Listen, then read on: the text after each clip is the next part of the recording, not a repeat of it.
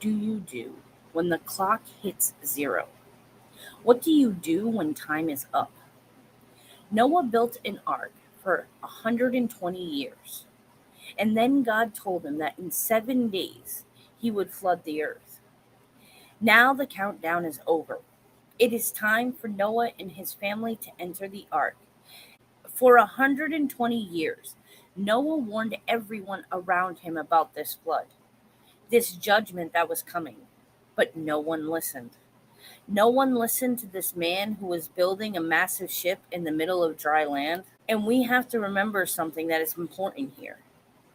It had never rained before, not once. So when Noah said that the water would fall from the sky, I can almost guarantee you that people thought he was out of his mind. Think about that for a second. 120 years is a long time to warn people about something they can't see, something that they can't imagine, and have no reason to believe. That's longer than most of us will live. And Noah didn't say it once and move on. He kept building every single day. He kept building, he kept warning people. It takes a kind of patience I don't know if I have. But now, those very same people watched as Noah and his family and every single animal walked onto the ark. I wonder if any of them started to feel the first flicker of fear. I wonder if any of them looked at that ark differently on this day than they had the day before. Today we're going to go over Genesis 7:10 through 16. So grab a drink and a snack and let's get started. Welcome to another episode of Exploring the Bible. If you're new here, thank you so much for joining us. On this podcast, we walk through the narratives of the Bible from Genesis to Revelation. We look at the lessons we can learn, the warnings we need to heed, and more importantly, we see God's grace, love, and mercy woven through every single story. And if you're a returning listener, thank you for coming back. I really do appreciate you. And if you've been with me for the last few episodes, you know that we've been walking through the story of Noah piece by piece. We looked at how corrupt the earth had become. We looked at God's grief over what humanity had turned into. And we looked at God's instructions for the ark and the covenant that he had made with Noah. And now here we are. The ark is built, the animals are gathered, and the door is about to close. This is one of the moments in scripture where everything shifts. Up until now, this has been a story about waiting, building, and preparing. Now it's become a story about what happens when the waiting is over. Today's verses is Genesis 7:10 through 16. And it says, after 7 days, the waters of the flood came and covered the earth. When Noah was 600 years old, on the 17th day of the second month, all the underground waters erupted from the earth, and the rain fell in mighty torrents from the sky. The rain continued to fall for 40 days and 40 nights. And that very day, Noah had gone into the boat with his wife and his sons, Shem, Ham, and Japheth, and their wives. With them in the boat were pairs of every kind of animal, domestic and wild, large and small, along with birds of every kind. Two by two they came into the boat, representing every living thing that breathes. Male and female of each kind entered just as God had commanded Noah. Then the Lord shut the door behind them. This is from the NLT version, and if your version seems a little different, it's okay. It all means the same thing. I want to break today's episodes into two sections. The first is what happens before Noah enters the ark, and the second is what happens after Noah is already inside. And to really sit with these verses the way I want us to, we actually are going to look at them out of order. We are going to start with Genesis 7:13 through 16 before we go back to Genesis 7:10 through 12. I know that's backwards, but stay with me. I think it's going to help us see something we might otherwise brush past. Genesis 7:13 through 16 says, The very day Noah had gone into the boat with his wife and his sons, Shem, Ham, and Japheth, and their wives. With them in the boat were pairs of every kind of animal, domestic and wild, large and small, along with birds of every kind. Two by two they came into the boat, representing every living thing that breathes. Male and female of each kind entered, just as God commanded Noah. Then the Lord shut the door behind them. Noah walks into the ark with his family. But up until this point, we haven't really known much about them at all. Now, finally, we learn his sons' names: Shem, Ham, and Japheth. The Bible does not tell us what's going on in their hearts and their minds at this moment, but I want us to slow down and speculate a little. Let's put ourselves in their shoes. What would you think if your father or husband came to you and told you what God had told Noah? As his wife, as his kids, you watched Noah build this ark. You heard what he said to the people around him. I can imagine you also heard what those people were saying about him. How crazy he must have sounded. How ridiculous the whole thing seemed. Now, here's something else I want to sit with. All these people had extended families: aunts, uncles, grandparents, cousins. Noah, his wife, and his daughters in law all had parents. Some of them probably had siblings too. And none of these people were coming with them onto the ark. None of them. Can you imagine what that must feel like? Knowing that the flood is coming, knowing that your immediate family is safe, knowing that the people who raised you, the people who share your blood, are not going to be there when the doors close. I think about this a lot when it comes to faith. Sometimes following God costs us something. It's not always comfortable, it's not always easy, and sometimes it means walking a road that the people we love most are unwilling to walk with us. That's hard. That's really hard. And I don't think we talk about that enough in church. We like to talk about the blessings of following God, and there is so much blessing in it. But we don't always talk about the grief that can come alongside the obedience. Noah's family had to feel that grief too. They had to be grieving the people who were still alive, the people they could probably see from where they stood. That's a different kind of loss from the one most of us think about. And then on top of all that, you watch pair after pair of animals start showing up: lions, tigers, bears, birds of every kind, bugs, creatures you may never have ever seen before. Not just the animals from your own region, but animals from all around the world, somehow finding their way to this one ark in this one place. Would you have questioned what was happening? I think I would have. I think I would have looked around at all of it and wondered if I was losing my mind. But in the end, Noah's family listened. They followed Noah into the ark. They trusted when Noah said God is really telling him these things, and he means it. And I have to believe there was grief mixed in with the trust. I wonder if they were sad. I wonder if they cried for the family who wasn't following them in.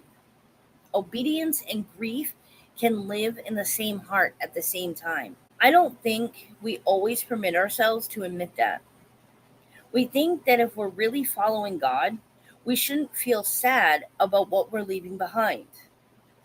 But I don't believe that's true. I think we can be fully obedient and still ache over what our obedience costs us. Noah's family walked into the ark trusting God completely, and I still think they carried real sorrow with them. Both things were probably true at once. I also wonder how long it took every single animal to be loaded onto the ark. Can you picture standing there watching this happen hour after hour? Is that when it really started to sink in for them? is that when the weight of what was actually about to happen finally hitting them, but then Noah tells everyone it is time. Every animal is loaded, every member of the family is inside, and something happens that I don't want us to miss. God closes the door. Not Noah, not any member of his family. God himself seals the door shut. Think about that for a second. You are now shut in, and everyone else in the entire world is shut out. And all you could do is wait for the flood to begin. Can you imagine sitting in that silence? The door is closed, the animals are settled, and you are just waiting, waiting for whatever comes next. What do you think was going through their minds in those final quiet moments before the rain started? I want us to sit with the details for a moment because I think it's easy to skip right past it. The Lord shut the door, not Noah's hands, not a latch that Noah had to pull. God did it himself. And I think that tells us something really important about safety. Once the door was shut, there was nothing Noah could have done to open it, even if he had wanted to. There was nothing anyone on the outside could have done to open it either. God sealed them in. And in doing that, he sealed them off from the judgment that was about to fall. That's what real protection looks like. It's not us holding onto God tightly enough. It's God holding on to us and him not letting go. Noah did not have to guard the door all night, worried that it might come open. God had already taken care of it. Now let's go back and look at Genesis 7:10 through 12. It says, after 7 days, the waters of the flood came and covered the earth. Noah was 600 years old on the 17th day of the second month. All the underground waters erupted from the earth, and the rain fell in mighty torrents from the sky. The rain continued to fall for 40 days and 40 nights. I want you to try something with me. Imagine you have never once heard the sound of rain. It helps us to slow down, be present, maybe even fall asleep at night. Some of us know just how powerful rain can be, especially if you ever lived through a hurricane or a bad storm. But either way, someone taught us what rain was before we even experienced it for ourselves. As kids, most of us weren't afraid of it because someone explained it to us first. But what if nobody had ever explained it? What if you had never seen a drop of rain fall? Neither had anyone else around you. Not your parents, not your grandparents, not anyone in your entire family line. It must have been completely overwhelming. The animals, the size of the ark, the floodwaters rising from the ground. And now, on top of everything else, water was falling from the sky for the very first time in human history. And all of it, all at once. I think it would have been a shock to me too. But they trusted. They trusted God and they trusted Noah. I keep thinking about the sound of the rain too. Not just the sight of the water falling from the sky for the first time, but the sound. Rain on a roof, rain hitting the sides of the boat. Have you ever been somewhere during a really heavy rainstorm where the rain was so loud you almost couldn't hear yourself think? Now imagine that sound for the very first time in human history with no context of what it even was. Was it comforting? Was it terrifying? I think it was probably both, all wrapped up together. And beneath it all, the ground itself was breaking open. Genesis tells us the underground waters erupted from the earth. That's not just the rain falling from above, that's the water bursting up from below at the same time.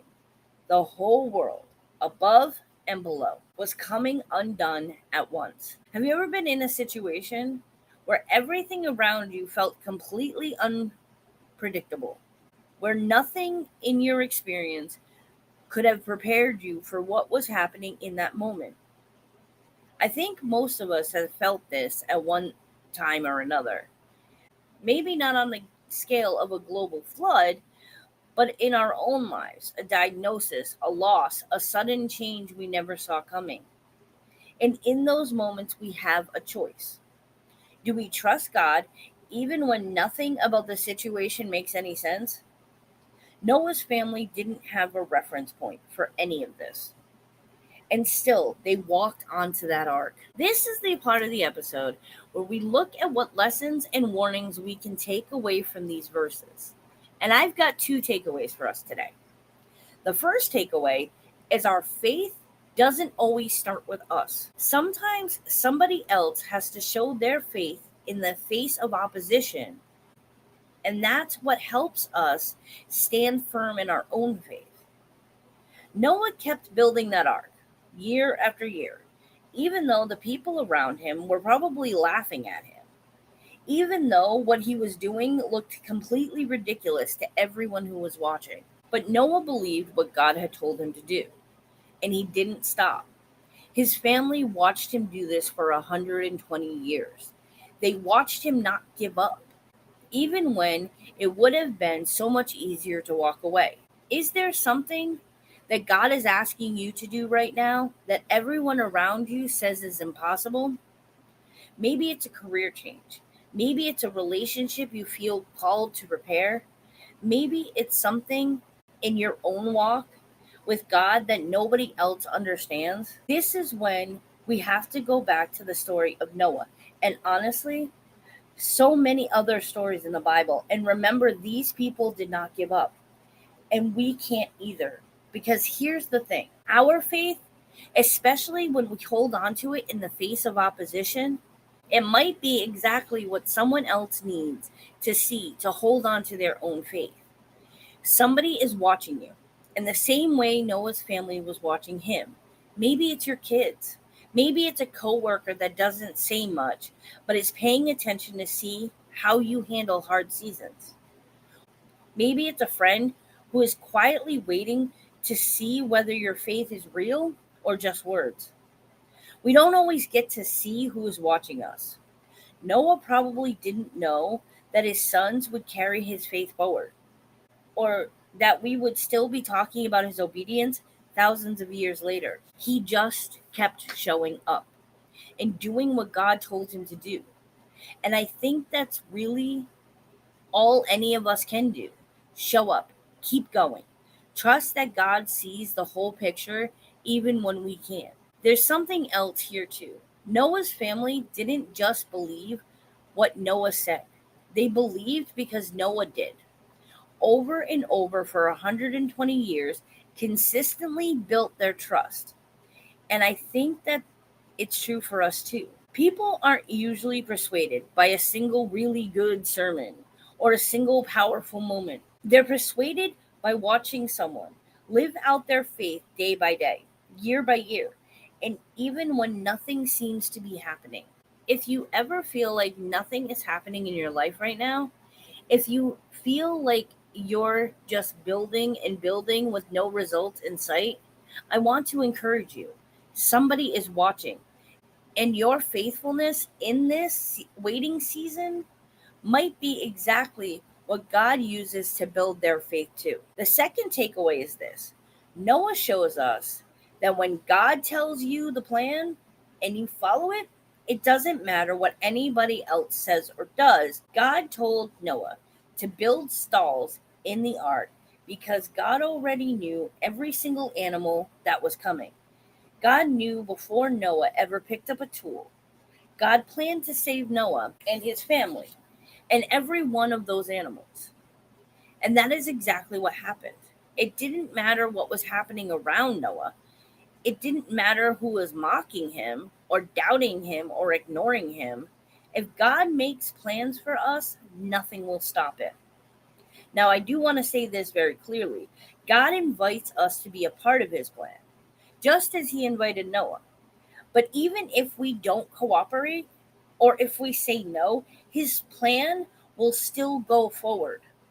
It just might not be with us. I don't say this to scare you. I say it because I want us to understand. how much of a gift it is to be invited at all. Noah said yes, and because he said yes, his whole family was saved along with him. So I want to ask you today, is there something that God has asked you to say yes to? Something that maybe you've been putting off or pushing aside or telling yourself you'll get to later. What would it look like for you to say yes the way Noah did? I also think about how much detail God had already worked out before Noah ever swung a hammer. The stalls, the food storage, the exact dimensions. God wasn't figuring it out as he went. God already knew every animal that would show up, down to the pair. That should give us so much more comfort. When we feel like our lives are chaotic or like we don't understand what God is doing, it doesn't mean God doesn't know. It just means we can't see what he already sees. Noah didn't need to understand how all these animals were going to find their way to a single ark in a single place. He just needed to build the stalls and trust that God would bring what God had said he would bring. And he did. Every pair, exactly as promised. That's the God we serve. A God who plans ahead for us, who prepares the way before we have ever seen the need for it, and who asks us simply to just trust him, even though we don't know the next steps or the whole plan. We just need to listen. Thank you so much for joining me on another episode of Exploring the Bible. Next time, we're going to continue this story and see what happens once the flood is in full force. If you enjoyed this episode, please hit that follow button so you never miss another one. And if you have a minute, leave a review. I would love to keep the conversation going with you even after the episode ends. And if you know someone who would enjoy this kind of content, please share it with them so they can listen too. And as always, God bless.